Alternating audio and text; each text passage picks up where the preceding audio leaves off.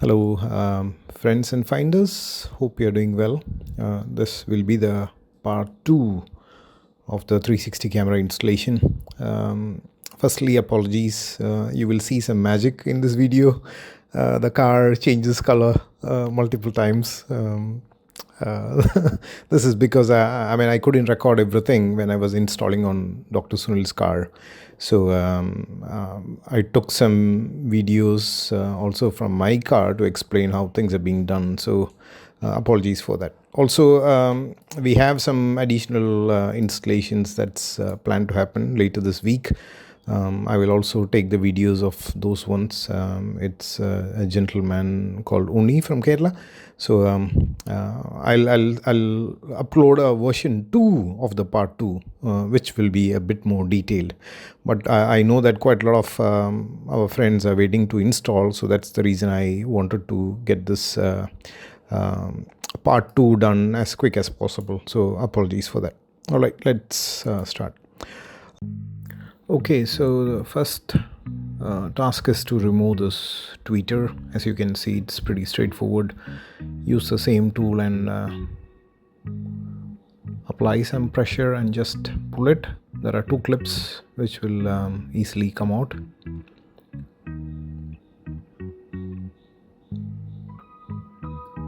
Okay, and then we need to remove that cable from the tweeter. That's also a very simple procedure.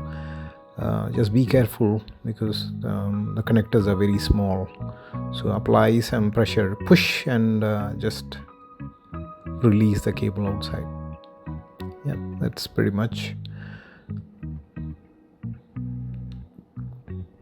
We also have the other pin which we need to remove. Those are the pins that controls the side mirror, also the lights and other things. So just do the same procedure. Push the clip and pull the pin. It will come out, as you can see. Yeah, pretty straightforward.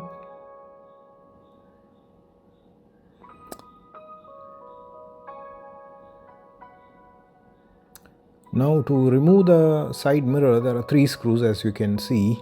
The third one is a bit hidden. There's a plastic cap which needs to be removed. Again, you can use the same tool to remove that cap.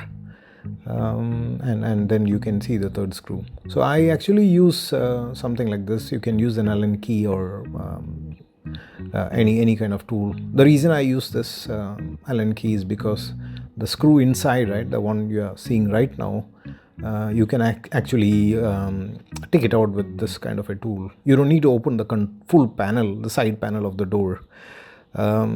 Anyway, it's my preference. So I don't want to open the side panel because, as you know, it's a bit tricky. Quite a lot of connectors are there inside, and you need to have another person to hold the side panel if you're taking it out. So either way, so you can see this gap, right, just next to the connector. That gap is where the camera's cable will be coming inside, and then you can run it through that hole down below, all the way below, until it reaches a small rubber channel. As you can see, that channel is something which we need to run the cable through, so that there's no leak or anything. So it's safe. It will be the best idea. Then once you channel it through that rubber connector, you can get the cable inside, and also the cable can be reached down to the glove box. Okay, so now I've taken out both the mirrors from the car. It's a very heavy mirror, so be careful. So you can see this gap, right? This is where that plastic piece which I was talking to B will come out from. I'll just show you that plastic piece in a while. So that's where we need to take it out. And there's a drill bit which comes with the 360 camera system, which is the same size of the hole. So as you can see, I've put the holes on both the plastic pieces, both sides. I put it at the end so that the camera will be at the end side. Now next item will be to put the rubber washer. So as you can see, there is a slight angling available for this rubber washer, so you can adjust it if needed in future. So just slide in this rubber washer into that hole first of all before installing the camera. There is a lock which will go in. This is the reason I was telling, right? You can actually take out the camera if needed, adjust it according to how you need the angle and things like that in future, I mean. Okay, so I've inserted the rubber part, so it looks like this. Again, you can actually rotate or change the angle with the help of this rubber washer. Both sides, as you can see.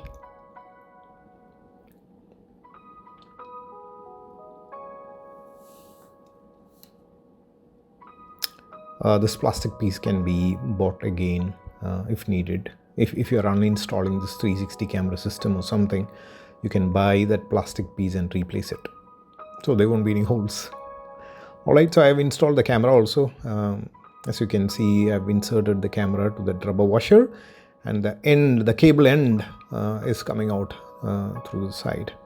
So I've, as you can see where the cable is coming out, you can see the camera installed, everything put back, and we have the cable coming out, which we can now we can actually put back the mirrors to the camera, sorry, to the car. So once we install back the mirrors, the cable from the camera will be coming out next to that socket that you can see over there, and then connected to the extended cable, right, for the camera. It can be inserted run all the way down, and then we need to take it out through that rubber channel that you can see. So this is the OEM rubber channel, so that there is no leaks or anything, any problems that will happen. So this is something good.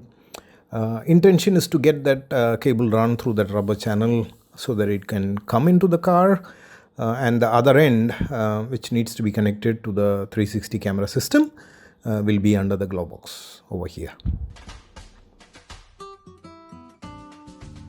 So now when I mention that I prefer to run the cable without opening the panel, what I normally do is I use a flexible metal wire which I connect to one end of the camera cable, and I then channel or try to insert that metal wire inside the panel and try to get it reach at the other end, which is the rubber panel. So I don't need to open the panel and get this wire, but it's very tricky. It's a lot of time consuming. So if you prefer simple method, the best will be to open the side panel of the door. So it's very simple. Also, you can see where the wires are running. You can also do some cable tying and things if needed. And in case if you want to open the door panel, this black piece needs to be removed first. It's a trim. You can use the same tool to take it out. Then there are two screws, one over there, one over here, which needs to be taken out. And the third screw is behind this thingy. There is a plastic piece which you need to remove. Then only you will see the screw inside. So that's the third screw. Then we have two more screws in the bottom part. That's one. Yep. And that's the second. So 5 screws in total which you need to take out, which you need to remove. Yep. 2 of them there and 1 below the clip. So 5. Once the screws are removed, again use the same tool to insert and create some space. Basically what you're trying to do is get some opening so that you can insert your fingers basically. Then pull out, then all the clips will be released and the panel can be opened. Make sure there are a lot of connectors inside, so don't pull out too much. Just pull a bit so that it will just become free. Okay, so we need to remove this. I mean, this is just to make some space. You can actually unhook all those rubber thingy. Then I mean we are trying to get access to that rubber channel, right? It's very tight, so use a screwdriver, a flat head screwdriver to pull it out. I mean, don't make sure you don't poke any holes into it.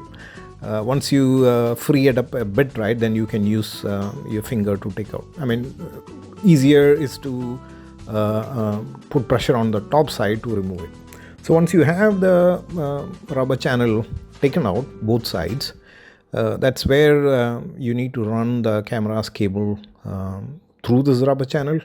Like I said, use a flexible metal wire which can go through one end and come, I mean, you can take it out through the other end. So tie the camera cable to the metal wire so it will be easier to channel. So now that both the side cameras are installed and the cables are below the glove box, let's talk about the rear side camera. As you can see, we have sticked the rear camera over there, and the cable is being channeled through the small hole which is next to the number plate light. We know, right, there is a clip to remove the number plate light. There's a small hole over there. You can actually insert the cable through that hole, so you don't need to drill anything additional. Okay, now let's remove the plastic panel from the rear trunk. So remove the clip from the handle. Same procedure. There are 2 screws. Take out the screws. That only 2 screws are there. So once those are out, again insert the tool, create some space so that you can insert your fingers and pull down the entire panel. Okay, so before I forget, the first piece that needs to be taken is the one with the camera installed. The camera in the sense the dash cam installed, the one you are seeing right now, right? This piece needs to be taken out first. Yeah. All of these pieces needs to be removed. All these plastics, the what color it is, beige color, right? Entire thing needs to come off. Yeah. Okay, so our intention is basically to run the camera's cable beneath these panel, reach out over here, and then insert through this rubber channel that you are seeing, the OEM rubber channel. Take it inside the car through the same rubber channel by which we will get the cable on top of the roof liner, and then channel it through the end as what I'm showing, and take it into the area below the glove box. So that's our intention, basically, how we are going to run the cable. As you can see, there is a small gap between the roof liner and the plastic, so we will insert the cables. Okay, so this is how it looks after the panels are removed. As you can see, yeah, this is the channel which I was mentioning, which we need to take out first, both ends. Then only we can get the cable inserted and take it out from there, those holes. What we are going to do is we will tie the camera's cable to the existing cable that's running using some cable ties, so it will be snug. There won't be any kind of rattling or anything. So that's the intention, what we are trying to do. Alright, so in order to fix the camera and also channel the cables from outside to inside, this metal piece needs to be removed. Before that, this light piece needs to be removed because there is a overlap, as you can see, right? So that light needs to go first, then only the metal piece can be taken out. So 1 and 2. The other side also, I mean, the small light on the other side also needs to be taken out. So both the lights as well as the metal piece needs to come out. So like I said, we need to take out the 2 lights, the lights which are holding the reverse lights, as well as the metallic piece in between the lights which is having Endeavour written on them. So if you look at this picture, the green circle is having 2 screws inside. If you unscrew that 2 screws, that will be where the side light will be coming off. There is another hole, similar hole on the right side, but it's not being captured in this picture. but it's a similar location on the right side. So remember, 2 screws inside those green circles which needs to be removed, so that the lights which hold the reverse lamps can be taken out from the outside. Then when it comes to the metallic piece which is having Endeavour written on them, there are 2 screws inside the 2 holes which is circled with red circles. As you can see, there are 2 holes over there, right? You need to have an extended screwdriver or something to unscrew them because it's a bit inside. So after you remove those 2 screws, you can actually take out the entire metallic piece which hold even the number plate, lights and everything. So the whole piece can be taken out. So remember, step 1 is to take out the lights, the 2 lights on each side which is having the reverse lights. Then only remove this metallic piece where Endeavour is written. So that should be the faces.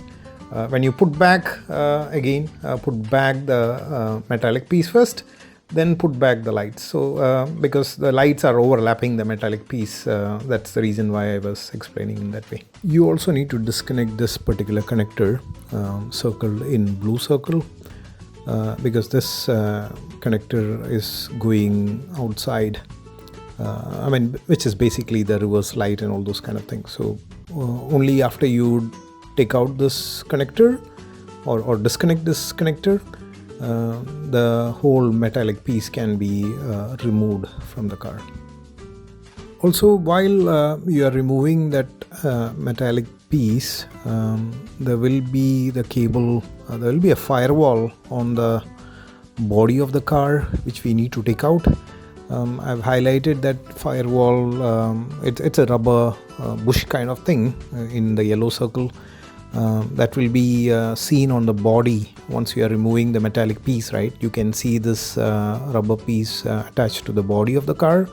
So you need to put some pressure and pull it out. So when you pull it out, the entire cable will come out, and this is the cable which we disconnected, the one which I said in the previous section.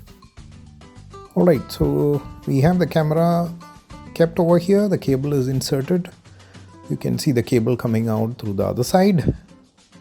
So this is the area, and there is a housing. So there is a small firewall, as you can see here, inside which we need to run the cable.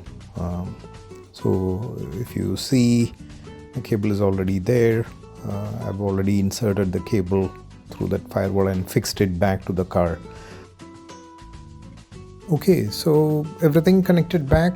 We have the camera's cable running, tied up together with the other cables, as you can see. We put it into the hole on top of the door, the trunk. We then get the cables through the rubber channels, as you can see inside. And we will now fix the rubber channels back into the original position. Yep. The rubber channels has been fixed, and the end of the camera cable is in the roof liner. As you can see, the cable is over there. Okay, so now it's just a matter of getting the cable channel through the roof liner all the way to the front and get it under the glove box. So just make sure that when it comes to this pillar, which is called this airbag, right? Make sure that the cable is inserted much inside of the roof liner and it's not blocking this airbag location. I'll just show you how the cable is being run. I'll just remove this plastic piece, sorry, the rubber piece. You can see the cable. I've just pulled it to just show how it's been run. There is a gap between the roof liner and the body, so there is enough space to run the cable. It won't rattle, just keep it over there, no need to tie or anything. It should be pretty okay. There won't be any kind of rattling happening over there. Okay, now the easiest one, the front camera. As you can see, there is a firewall inside the bonnet. The one I'm touching right now, it's a rubber firewall. You need to run the front camera cable through that firewall. As you can see, it's pretty straightforward, right? Once you have it run through the firewall, then you can just channel it next to the battery.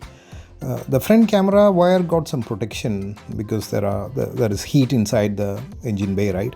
So you can just run it through the section.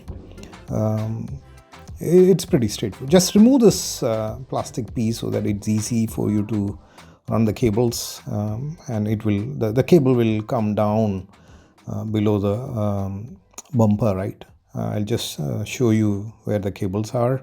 I just tied it to few points below the bumper side. So as you can see, the camera is there.